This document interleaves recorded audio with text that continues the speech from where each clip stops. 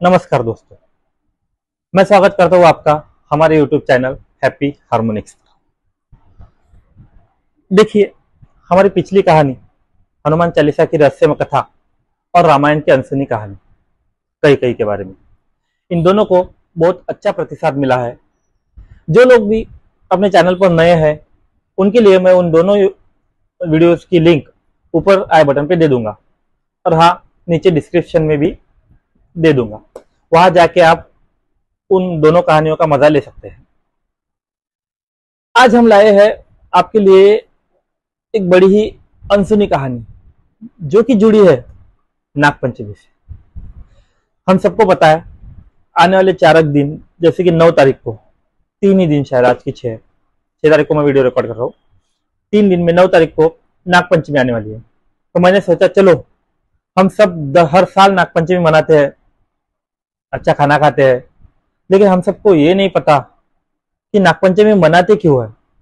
इसलिए मैं आपको ये कहानी सुनाने जा रहा हूँ, जिससे कि आपको एक थोड़ी सी अच्छी सी बात सीखने को मिले कि हम क्यों मनाते हैं। चलिए, मैं आपको ले चलता हूँ प्राचीन भारत के एक छोटे से और बहुत ही खूबसूरत गांव बाटला में। ये कहानी है 5वीं शताब्दी के गुप्त वंशज के शासनकाल की। एक समय था जब नाग देवताओं की पूजा बहुत ही महत्वपूर्ण मानी जाती थी। तभी उस बाटला गांव में एक बहुत ही ईमानदार और मेहनती किसान रहता था, जिसका नाम था वसंत। वसंत अपनी पत्नी और 2 बेटियों के साथ सुख और शांति से रहता था। दिन में खेतों में काम करता था, रात में अपने परिवार के साथ रहता था, खाता पीता मस्त मजे में रहता था। देखो, उसकी छोटी बेटी का नाम था आशा। आपको मैंने छोटी बेटी का नाम ही बताया क्योंकि हमारी कहानी की मेन किरदार है उसकी छोटी बेटी। ऐसा मानो कि आशा से ही नाग पंचमी की शुरुआत हुई है। उसकी छोटी बेटी आशा एक दिन खेतों में खेलते हुए कुछ ऐसा देख लेती है कि वो उसके जीवन को बदल कर रख देने वाला था। देखते हैं क्या देखते। एक दिन था जब वसंत खेतों में काम कर रहा था और उसकी छोटी बेटी अपने कुछ सहेलियों के साथ खेतों में खेल रही थी। खेलते खेलते अचानक आशा क्या देखती है कि एक सांप उसकी तरफ बढ़ रहा है। उसे देखकर बाकी सब इधर उधर भाग जाते हैं डर के मारे, लेकिन आशा वही खड़ी रहती है। आशा बिना डरे वहां खड़ी रहती है और सांप भी आशा को कोई नुकसान नहीं पहुंचाता। वो भी उसके पास आके खड़ा रह जाता है। आशा उसे कोई नुकसान नहीं पहुंचाती और सांप भी उसे कोई नुकसान नहीं पहुंचाता है। सिंपल सी बात। आशा घर पर आती है तो घर पर आकर अपनी माँ को यह बात बताती है। आशा की माँ उसे बोलती है कि बेटा, सांप मतलब नाग देवता, और हमें नाग देवताओं की पूजा करनी चाहिए। हम पर नाग देवताओं की पूजा करने से उनका आशीर्वाद और वैसे हमारी समृद्धि बनी रहती है। आशा नेक्स्ट दिन वैसा ही करती है। वो क्या करती है, एक कटोरी लेती है और कटोरी में दूध भरकर जिस जगह वो सांप उसे दिखा था उस जगह लेकर जाके रख देती है। वो सांप आता है, वो दूध पीता है और चला जाता है। दूसरे दिन भी आशा वही करती है। एक कटोरी लेती है, उसमें दूध लेती है और उसी जगह लेके जाके रख देती है। तब भी सांप आता है, दूध पीता है और चला जाता है। आशा हर दिन ये प्रथा निभाती है, सांप को दूध पिलाने की प्रथा। इससे क्या होता है, सांप के और आशा के बीच एक विश्वास का संबंध बनता है। इस बात का विश्वास सांप को होता है कि आशा उसे कुछ नुकसान नहीं पहुंचाएंगी, और आशा को भी इस बात का विश्वास होता है कि सांप उसे कोई नुकसान नहीं पहुंचाएंगे। एक रात की बात है जब वसंत अपने परिवार के साथ सो रहा था। तभी वसंत के सपने में एक सांप आता है और वो वसंत से कहता है कि तुम्हारे परिवार की भक्ति और प्रेम के कारण हमें आज ये सम्मान मिला है, हम सांपों को आज ये सम्मान मिला है। मैं आपको बताना भूल गया, चलिए कहानी ये रोक के एक बात बताता हूँ। ये जो गांव है इस कहानी में दिया हुआ, वैसे तो एक काल्पनिक गांव है। मैंने सर्च किया कुछ, मुझे ये सर्च करने की भी मैंने कोशिश की कि आज के समय में ये गांव कहाँ है, क्या है। कैसा है।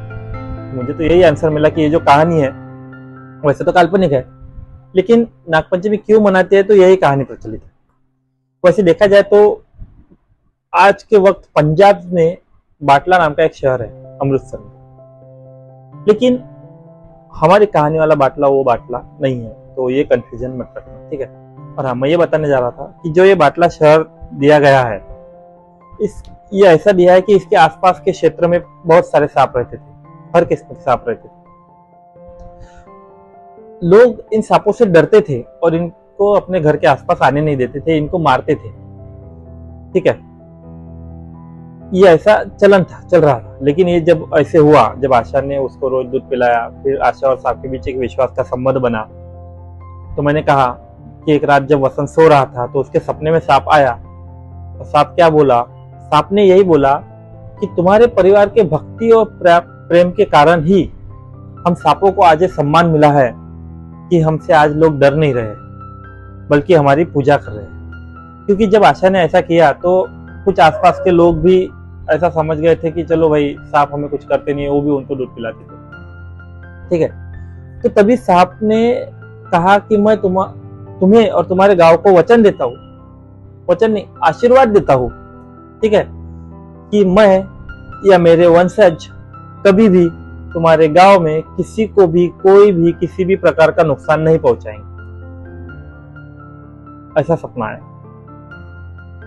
तभी से, वैसे तो हमारी कहानी यहाँ खत्म हो गई है, तभी से क्या हुआ, उस गांव के लोग हर साल नागपंचमी के दिन सांपों को दूध पिलाते थे और उनकी पूजा करते थे।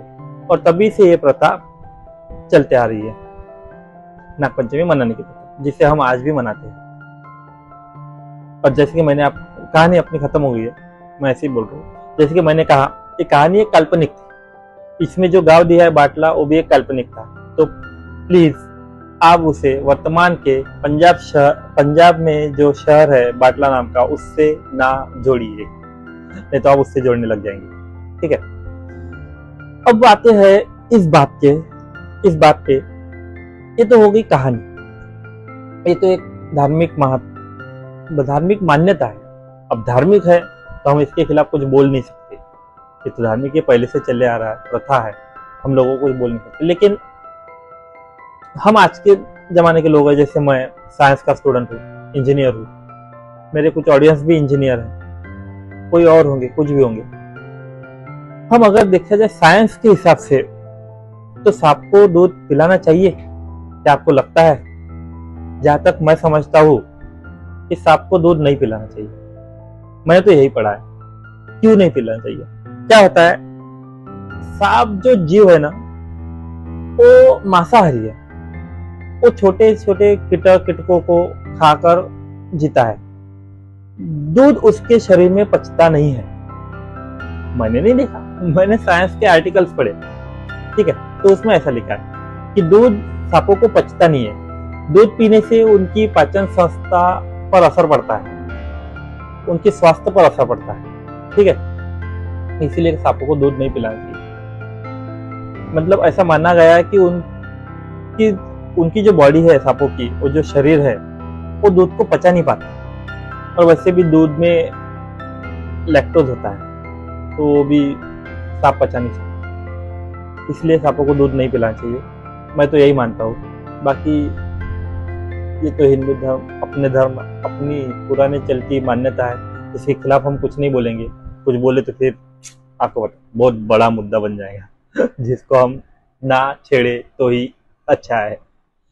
ये तो कहानी अपन ने एक मनोरंजन के लिए, आपके एक नॉलेज के लिए सुना दी है, ठीक है।